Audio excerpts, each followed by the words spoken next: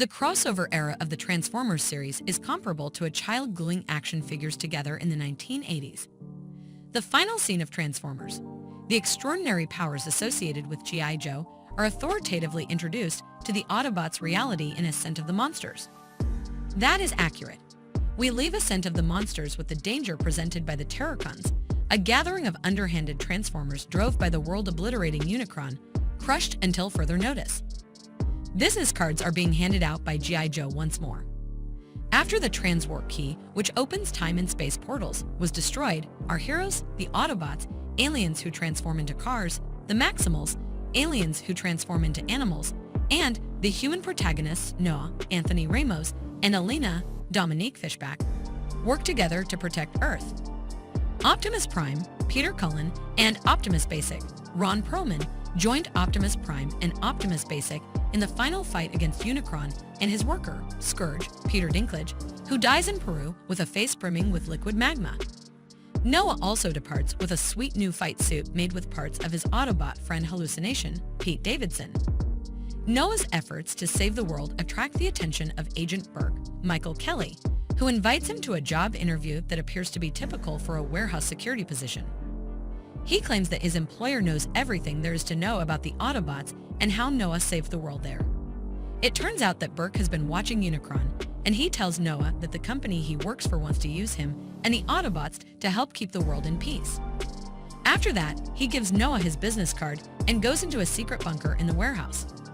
According to it, the Transformers series is in its hybrid period, practically equivalent to a youngster sticking activity figures together during the 1980s.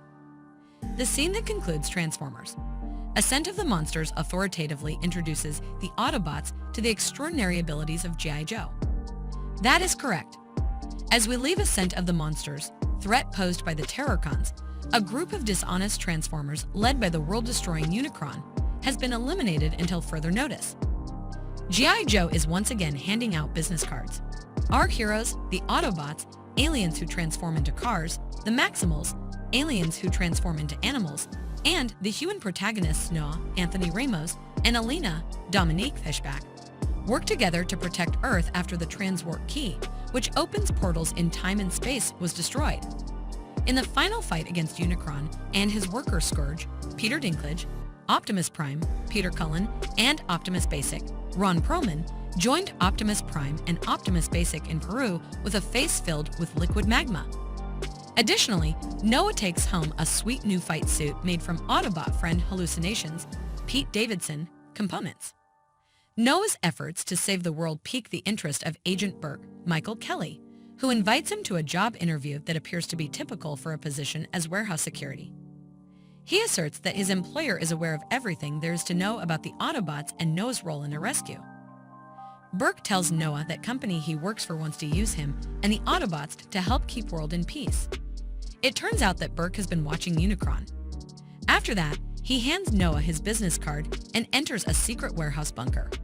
The inscription reads, "In the 1980s, Transformers and G.I. Joe dominated kids' media, first as a line of Hasbro action figures, and then as popular, but distinct, Saturday morning cartoons.